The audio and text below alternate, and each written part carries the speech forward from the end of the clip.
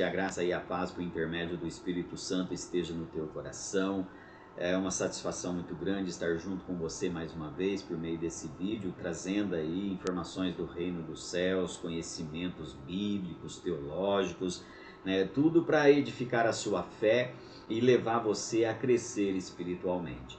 E o que eu quero falar com você por meio deste vídeo é sobre 5 pecados que impedem as pessoas de entrar no reino dos céus. Talvez você esteja pensando, mas que pecados são esses, né? Eu quero ler com você um texto que se encontra na carta aos Efésios, no capítulo de número 4, versículo de número 20 até o 32, que diz assim, ó: Mas vós não aprendeste assim a Cristo, se é que o tendes ouvidos e nele foste ensinado, com estas verdades em Jesus, que quando ao trato passado, vos despojeis do velho homem, que se corrompem pela concupiscência do engano, e vos renoveis do espírito da vossa mente, e vos revistais do novo homem, que segundo Deus é criado em verdadeira justiça e santidade.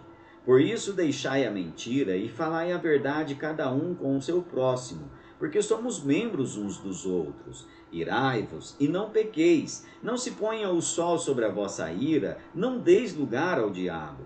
Aquele que furtava, não furtes mais, antes trabalhe fazendo com as mãos o que é bom, para que tenha o que repartir com o que tiver necessidade.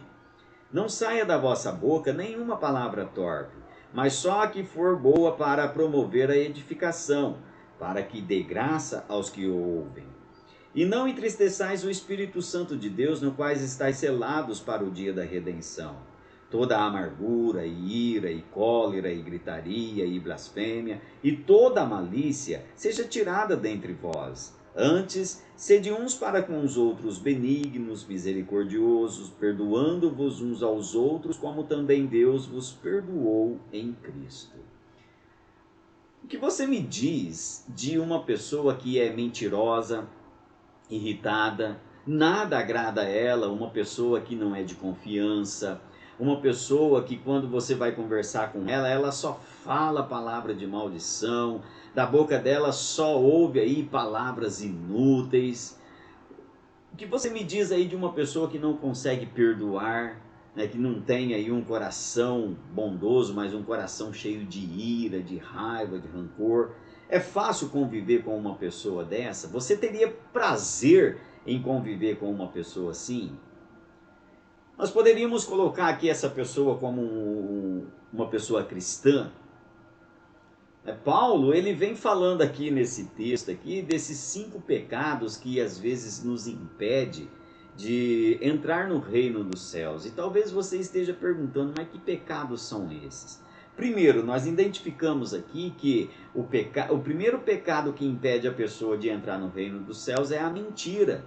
Paulo vem dizendo aí no versículo 25, ó, ele diz assim: Por isso, deixai a mentira e falai a verdade, cada um com o seu próximo, porque somos membros uns dos outros. Amados, se você olhar lá em Apocalipse, capítulo de número 22, versículo de número 15, ali a palavra do Senhor vem falando assim que os mentirosos não herdarão o reino dos céus.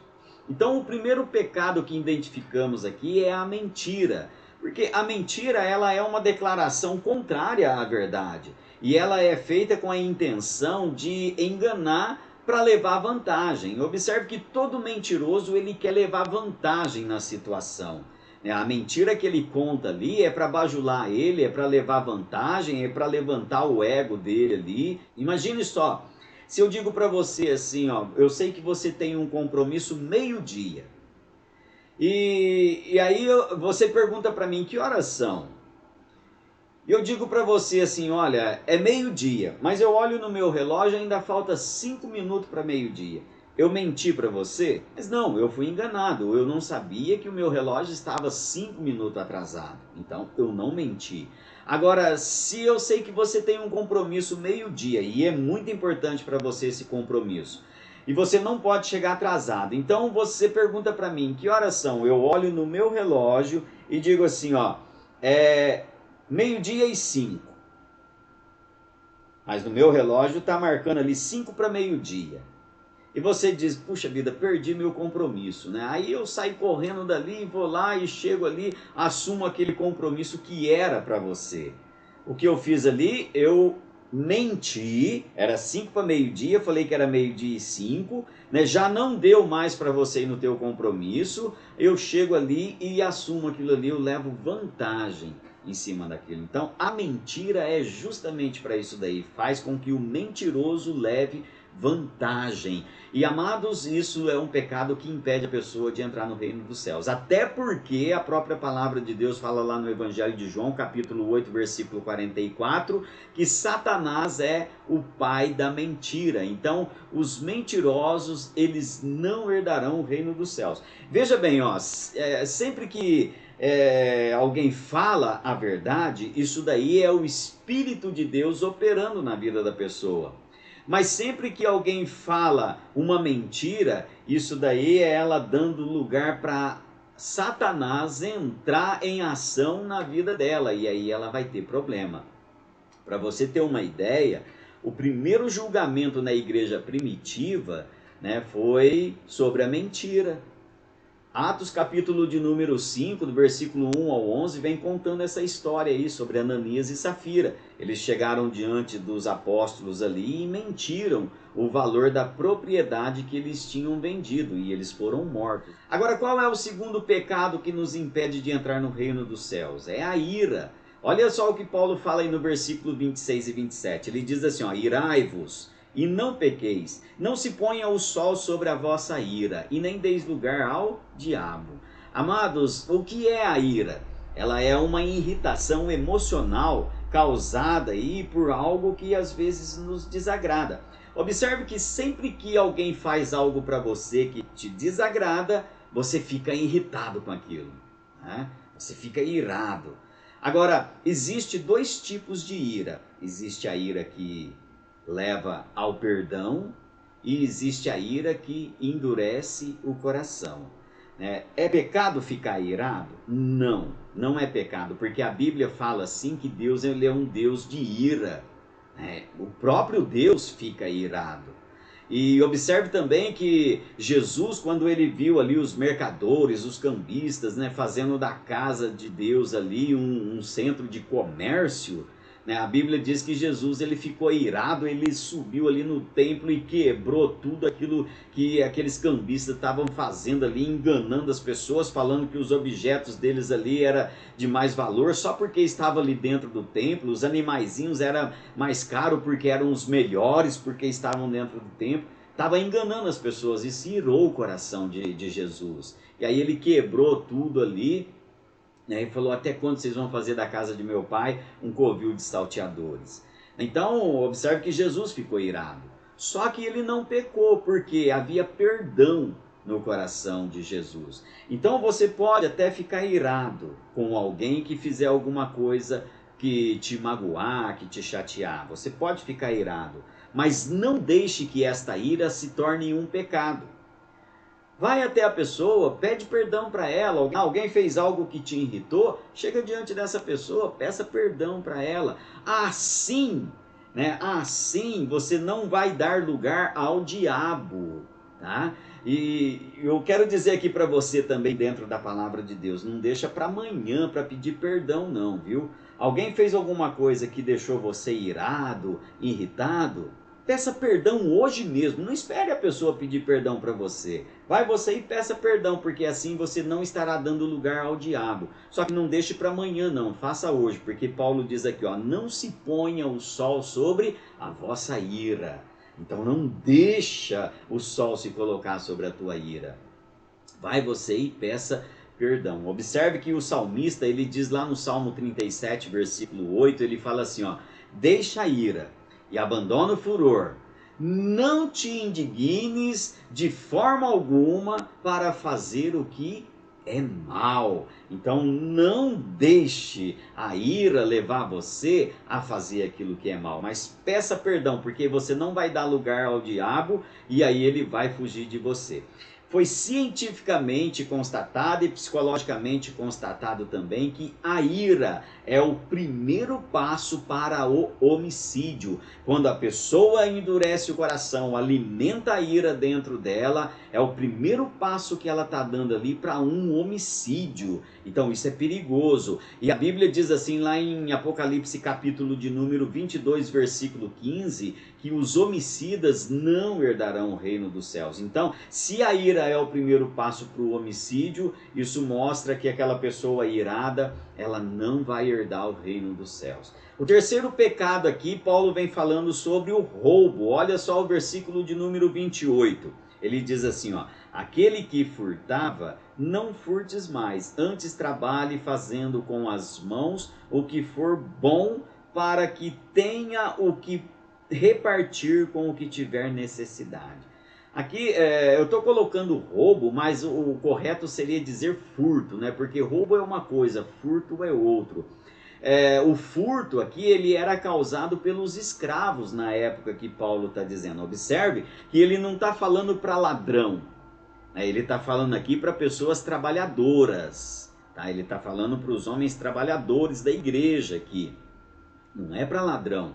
E o furto ele era causado pelos escravos. Eles viviam numa situação precária, né? Muitas vezes ali os escravos eram maltratados, eles não tinham ali uma dignidade correta, né? Então eles passavam fome, aí eles furtavam alguma coisa dos seus senhores ali para satisfazer a fome que eles tinham. Observe que Onésimo ele era um escravo de Filemão e ele furtou algo ali de Filemão, né, e fugiu.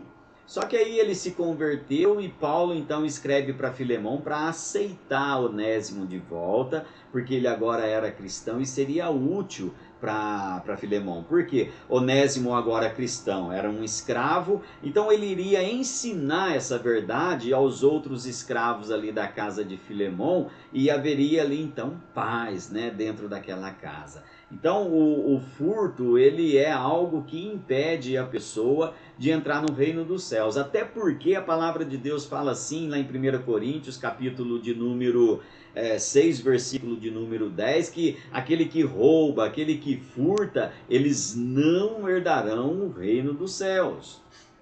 E qual é então o quarto pecado que impede a pessoa de ser salva, de entrar no reino dos céus? Paulo vem dizendo aqui no versículo de número 29, ó, ele diz assim, ó: não saia da vossa boca nenhuma palavra torpe, mas só a que for boa para promover a edificação, para que dê graça aos que a ouvem.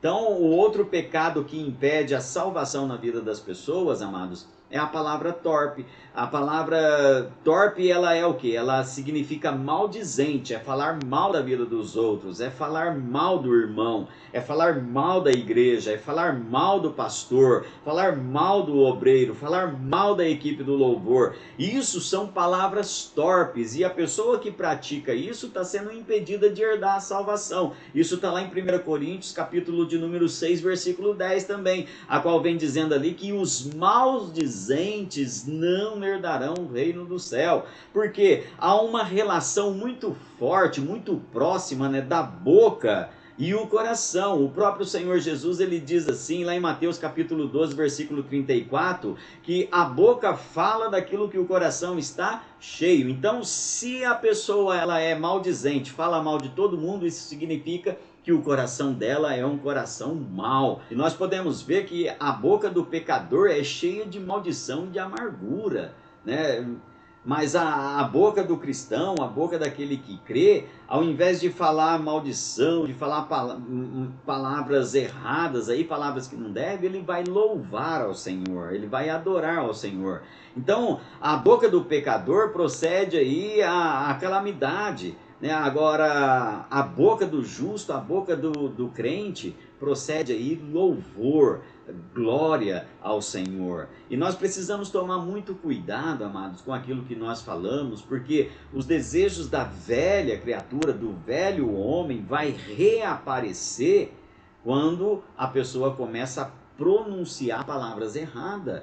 Às vezes a pessoa começa a pronunciar palavras obscenas, palavras que fere, que machuca, que magoa, e isso ela vai dando lugar à velha criatura que vem querendo ressurgir dentro dela. Então nós precisamos tomar cuidado com isso daí e preencher o nosso coração de amor com a palavra de Deus, preencher o nosso coração com louvor, com coisas que agradam a Deus, porque o nosso coração estando cheio com as coisas de Deus, a nossa boca vai pronunciar palavras que vai edificar, como o Paulo vem falando aqui, ó, que nós devemos pronunciar palavras de edificação e que dê graça àqueles que ouvem, não palavras que destroem, palavras que ferem. Não faça isso, tá? E o quinto pecado que Paulo vem falando aqui é a amargura. A amargura impede a pessoa de ser salva, impede a salvação na vida da pessoa. Olha o versículo de número 31, ele diz assim, ó: toda a amargura, e ira, e cólera, e gritaria, e blasfêmia, e toda a malícia seja tirada dentre vós. A amargura, ela se refere aí a uma hostilidade que é arraigada. Então, quando alguém é amargurado, né, ela tem o interior corrompido, destruído.